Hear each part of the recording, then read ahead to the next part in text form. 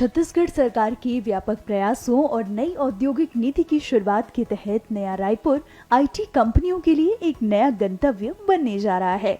यहाँ आईटी कंपनियां युवाओं को बड़े पैमाने पर रोजगार के अवसर प्रदान करने के लिए तैयार हैं।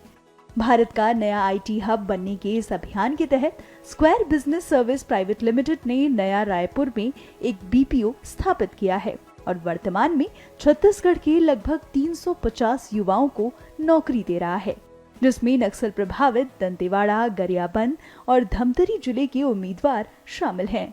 उनका ये सफर कैसा रहा, इस बारे में उन्होंने खुद बात की है।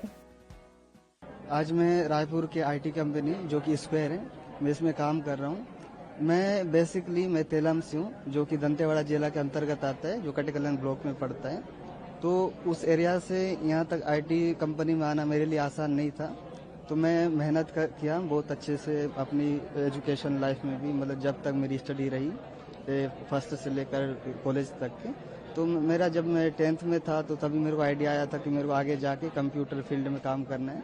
तो उस वक्त आसान नहीं था, मतलब फील्ड चूज करना आसान नहीं होता है 10th में रहते हैं। तो मैं अपने गुरुजनों से बात करता था कि मैं किस फील्ड में अच्छा कर सकता, तो मेरे को आईटी फील्ड अच्छा लगता, तो इसलिए मैं कॉलेज में मैं आईटी चूज किया। तो जैसे कंप्यूटर साइंस मैंने लिया, तो वहाँ से मुझे इंस्पिरेशन मिला। फिर मैं आईटी क्या है, पहले लोग सोचते थे कि आईटी का मतलब होता है बेंगलोर, मुंबई या फिर गुड़गांव, ऐसे सोचते। छत्तीसगढ़ में कौन सी आईटी कंपनी आएगी, तो पहले ऐसे सोचते थे। मैं भी जब दंतेवाड़ा में रहता था तो यही सोचता था कि मुझे आगे पढ़ के हो सकता है मुंबई या फिर जैसे बेंगलोर हो गया, ये बड़ी सिटी जो आईटी हब बोलते हैं अभी इंडिया में, वहाँ जाना हो सकता है। ऐसे मैं अपने पेरेंट्स को बोलता था कि मेरे को उतना जाना है। तो मतलब वो होता था उस टाइम में, मतलब पेरेंट्स भी थोड़ा सोचते इतना दूर कैसे जाएंगे। लेकिन अभी क्या छत्तीसगढ़ में जैसे आईटी कंपनी आई, तो मुझे अच्छा लगता है कि यहाँ के युवा जो हैं बस्तर जैसे मेरे जैसे लोग, बस्तर से छोटे गांव से भी जो लोग आते हैं, वो भी आगे मतलब पढ़ाई लिखाई करके छत्तीसगढ़ में आईटी नौकरी पा सकते हैं। न्यू रायपुर में ये अपॉर्चुनिटी मिल रही है तो हमें बहुत अच्छा लग रहा है।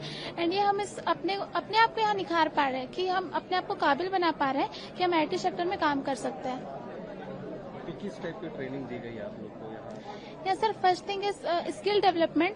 देन अपने आप को कैसे बोल सकते हैं, किस टाइप का बातचीत करना चाहिए, कस्टमर को कैसे हम कन्विंस कर सकते हैं, ये सारी चीज की हमें बोल सकते हैं ट्रेनिंग दी गई है। एंड यहाँ पे बहुत सारे अदर एक्टिविटीज भी होते हैं, माइंड फ्रेश, तो बहुत सारे ऐसे एक्टिविटीज कराए जाते हैं। हम अपने आप में डेवलप कर पा रहे हैं इस कंपनी के थ्रू।